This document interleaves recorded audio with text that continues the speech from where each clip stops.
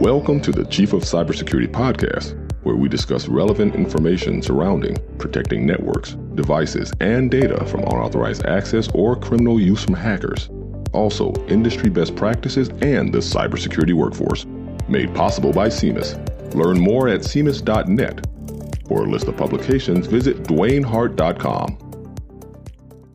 All right, welcome to the Chief of Cybersecurity podcast, broadcasting from the Global Podcast Studios in Atlanta. I'm Rich Casanova, and I have the pleasure to be alongside the host of the show, Dwayne Hart. He's the creator of his YouTube channel, renowned speaker, published author, and wears a lot of hats in addition to running his own company, and he speaks around the country on this subject matter. So we'll welcome Dwayne Hart to this episode. And today's episode is actually part 3 of a 4-part series in cybersecurity leadership. So Dwayne, here we go. Let's rock and roll this one. Well, Rich, I am always ready to rock and roll. I endure the word cybersecurity leadership. And as I have transitioned through the industry, I kind of gave a thought about some of the things that I talk about. And I said to myself, have I really done an in-depth discussion on cybersecurity leadership? Because this is the reason why this topic is so important. Because when you want to measure your security capabilities, it's about what is it that you can achieve. Because all too often there have been some enterprises that thought that they have their defenses in place, and when a cyber attack happens, they fail. So they're not capable of defending themselves against a cyber attack. But in order to get to that level, I've always believed that organizations have to understand their resources, have to also make sure that they make wise decisions, because your resources are very important. You know, if you think about your budget, you can't wait until a cyber attack and tell upper management that you need $2 million to upgrade your cyber tools. Or you can't wait until a cyber attack and say that I did not have the appropriate number of people on staff, or my people are not trained to get the job done. And just going further on into the concept, you can't come up with an excuse and say that our tools are out of date and our license for those tools have not been paid. Now, we know that it has happened to certain organizations, but you don't want that to happen, because your security capabilities are very important. Because in those capabilities, this is where your weaknesses and your strength come from. What is it that you can achieve? And what is it that you cannot achieve? And then if it's something that you cannot achieve, what are your alternatives? That's a theme throughout your book and your podcast and your speaking engagements is, the concept of, preparing, protecting, and being proactive, the 3 major Ps, right? And so in this 3-part series, the actual title of this podcast episode is The Tips to Measure Security Capabilities and Protect the Enterprise. So I got a bunch of questions lined up for you, brother. So first up, let's talk about the basics of what are some of the most critical metrics in order to measure the effectiveness of an enterprise's cybersecurity strategy. It's all about strategy, right? Yes. And so what are some of these tips or our measures or metrics? Okay. Have you reduced any vulnerabilities on your enterprise? 1. Second is, if you had a cyber attack, were you able to counter that cyber attack and to place that business back in operation? Third is, when you look at your strategy, are you meeting your goals?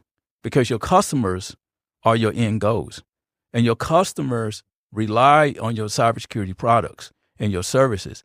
So when you look at your capabilities, how well can you carry out cybersecurity?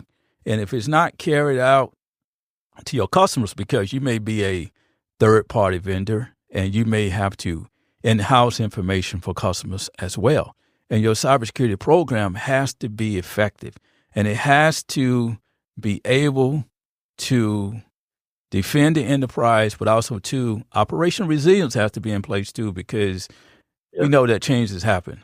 Can you maintain operation and achieve availability even through adverse conditions? Now, this is part of your cybersecurity capabilities, because you think of capabilities as your tool bag. What is it that I can achieve?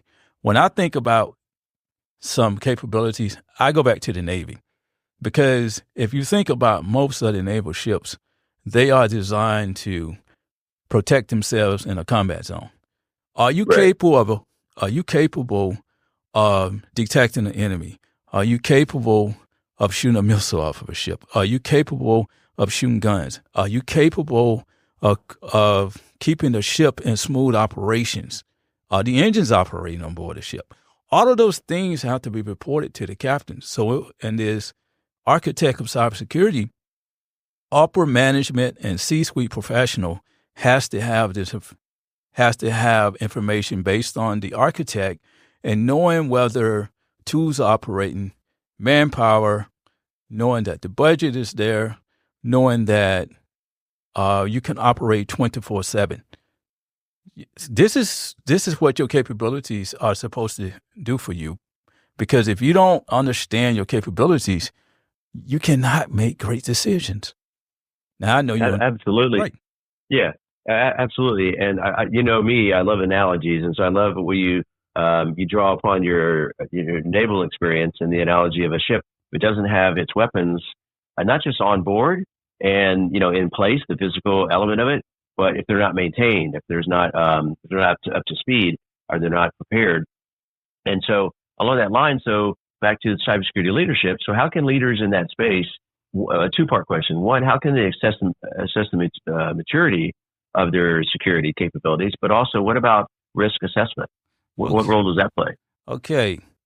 The risk assessment is going to tell you the impact of harm for your enterprise, right? Let's say if you do a risk assessment, it's going to tell you the level of impact that risk has on your environment. Also, too, it tells you where your weaknesses and your gaps are, and how critical they are in impacting your business operations. This is exactly what a risk assessment is supposed to do for you. Now, you definitely have to perform those risk assessment honestly. And so you have organizations that would do a risk assessment in-house, and then also, too, they would hire a third-party vendor to actually do a risk assessment as well. But I also like to state that when you're trying to assess your enterprise, you can actually do the formal method so that you can see what your maturity are, which is hiring a third-party vendor, or you can do it in-house, or you can do the informal method by just observation.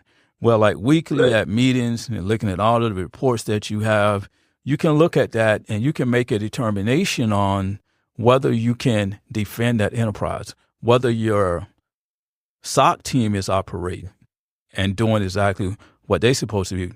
What about managed detection and knowing that you can detect threats, that you can knowing that you can see all your endpoints on your enterprise and all the malware that is probably on your enterprise as well too, and also too that you can defend against those items as well. This is the reason why I always state that accurate reporting, because most of the time management is fed reports. So you have to ask yourself, based on risks, whether these reports are accurate, because a lot of times we focus risks on paper. We always focus risks upon all of our reports, but we can have risks when it comes to people as well too. So we have to look at the entire picture.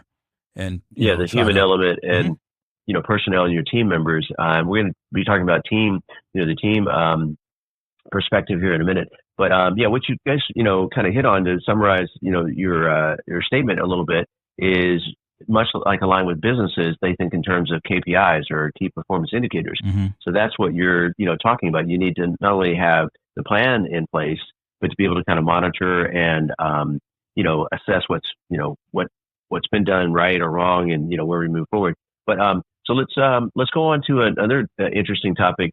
Speaking about businesses, a lot of businesses have to measure these intense, sometimes very robust security measures, their strategy for cybersecurity and so forth, all the topics you're talking about and the capabilities versus the demands, the operational demands on business. Because I'm not a business guru, but I think businesses are in business to make a profit, right? Yes. So you have to kind of balance these budgets versus, the hypothetical of what might happen and not being caught off guard. So talk to about, how do you balance that in terms of the policy strategies with the overall business objective? Well, I'm going to make one statement here. Don't fall behind. All right. Here's the reason why. Because the further you fall behind, the worse it becomes, because organizations have to work in a high up-tempo environment and you have to maintain your cybersecurity state. But if you fall behind, it gets even worse. So what I always like to say is this, that you have to do regular assessments. All right. You don't wait until maybe you have a formal type of assessment.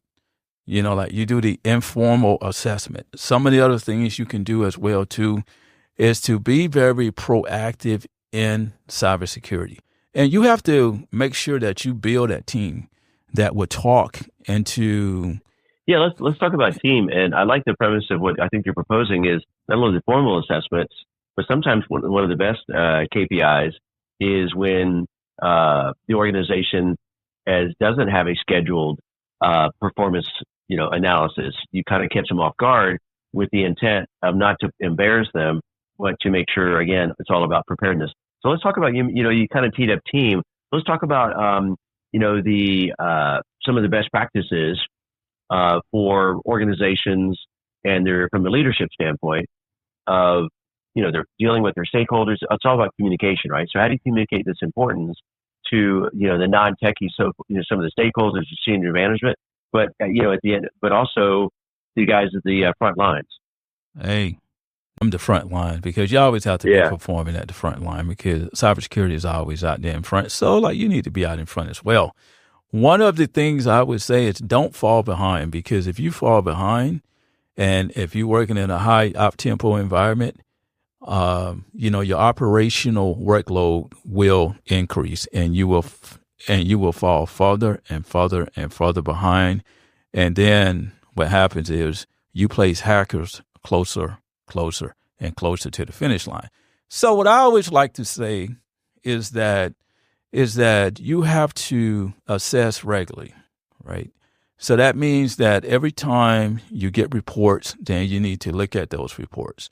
Meet regularly, because you cannot operate cybersecurity from a distance, because you have to be engaged with your different teams.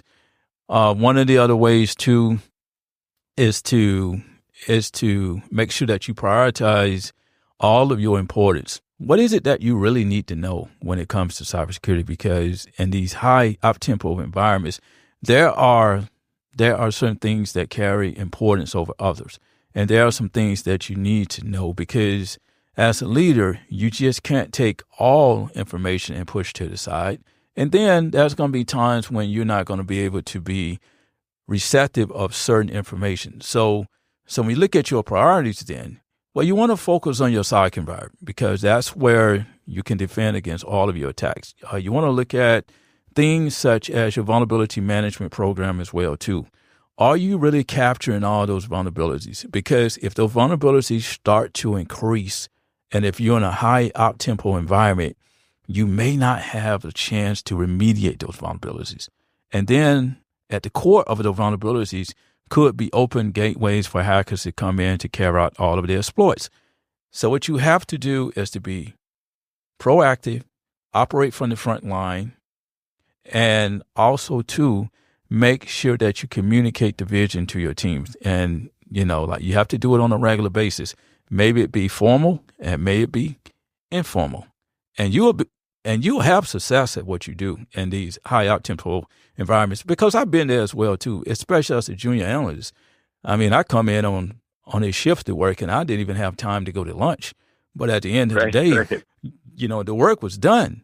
And, it's typical like that about most of the IT people you see, because they're going out to lunch, but at the same time, you see them on their phones, because these environments are going 24/7 because they always need. So.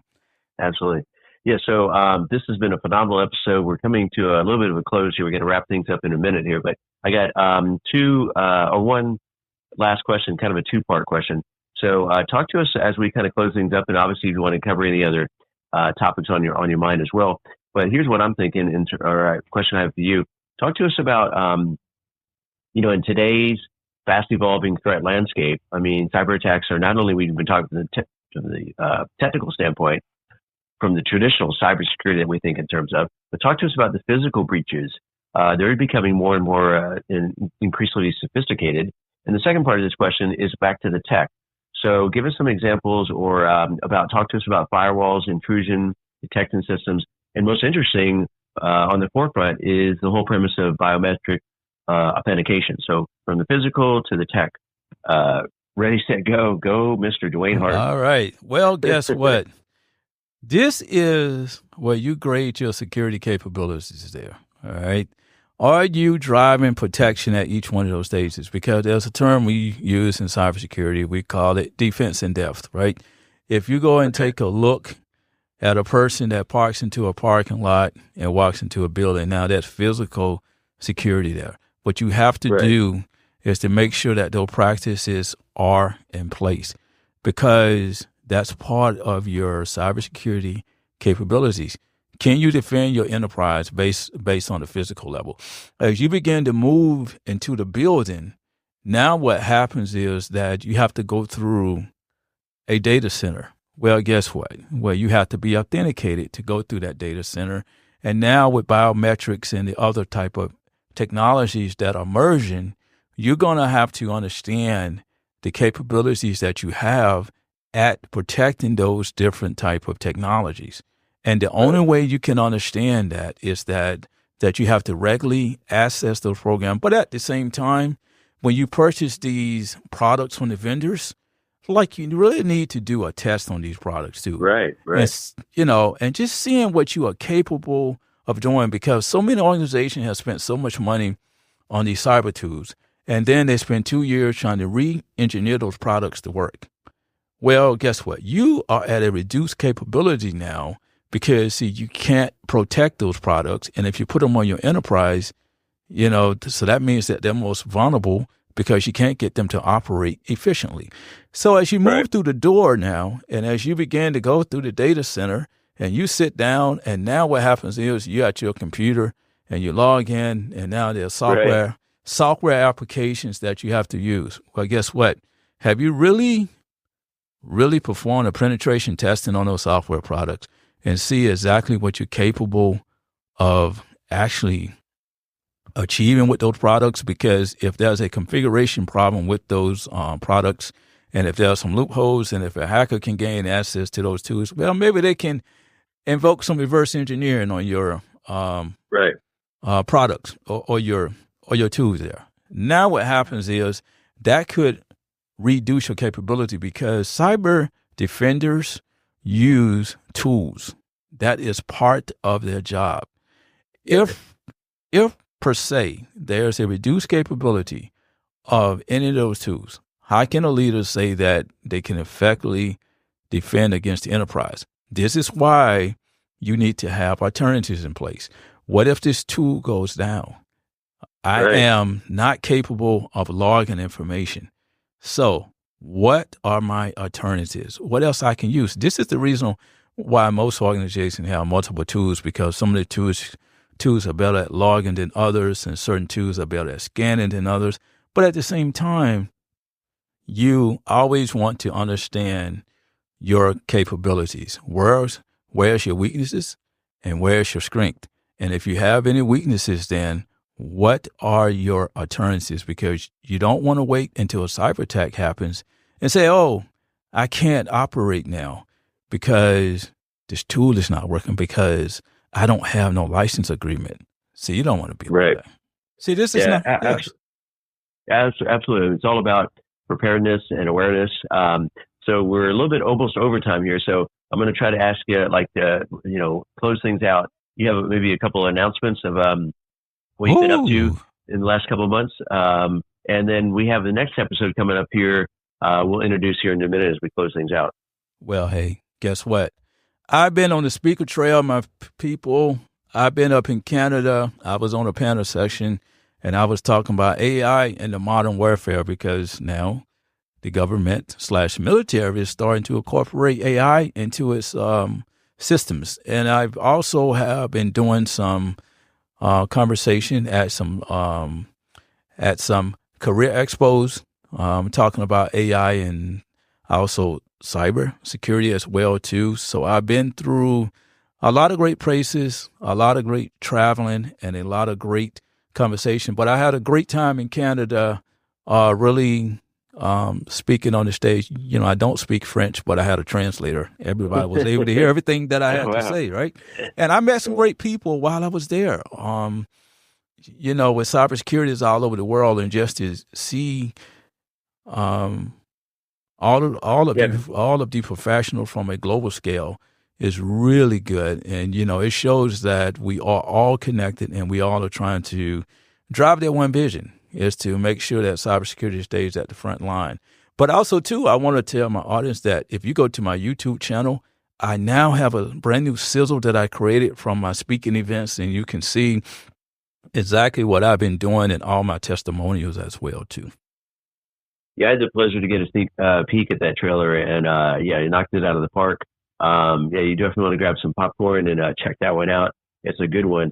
So we'll talk more about your upcoming, you know, activities and your speaking engagements and so forth, and some of your workshops you're holding in our next episode. But as we're going to wrap things up here for this episode, and stay tuned for the part 4 of this 4-part series on cyber leadership, which will be actually our next topic for the series will be how to become a business champion and strategist.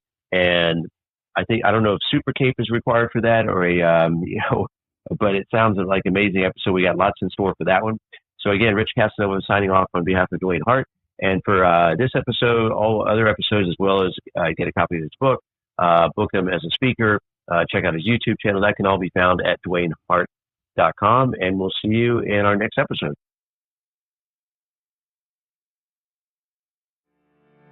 You've been listening to the Chief of Cybersecurity podcast, where we hope you've gained knowledge to improve your cybersecurity mindset. Visit DwayneHart.com to learn more about publications, show notes, and more information on cybersecurity.